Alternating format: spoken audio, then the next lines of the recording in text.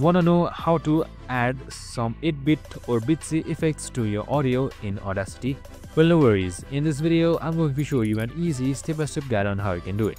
It's super simple and under a minute, so let's get straight to it. Now, first things first, so simply import any audio, go to File, select Import and import any audio that you want. Now, once you have done that, you need a simple plugin installed. Just simply open up your browser and type in TB Time Machine. Now once I've selected it, here you should be seeing other tone boosters or internet guide. Just simply select TV Time Machine Plan. And once you have done that, you can just simply open up the browser and you should be seeing a simple download button once you scroll down a little bit. And that's it.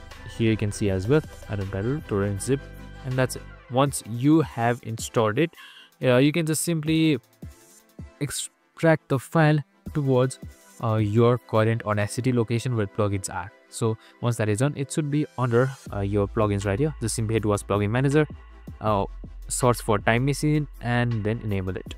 Once that is done, you can just simply double click on the entire track right here, back to Audacity, head towards effect right here, select TV Time Machine. And once I select the TV Time Machine, a new window should open up. So right here you can see your preset settings. So you can just simply copy this exact setting right here.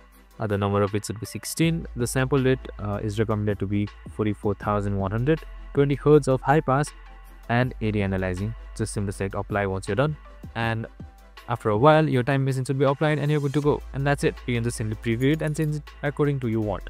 I hope this video helped. If it did, make sure to like, subscribe, and tune in with us for more of these videos. See you in the next pod.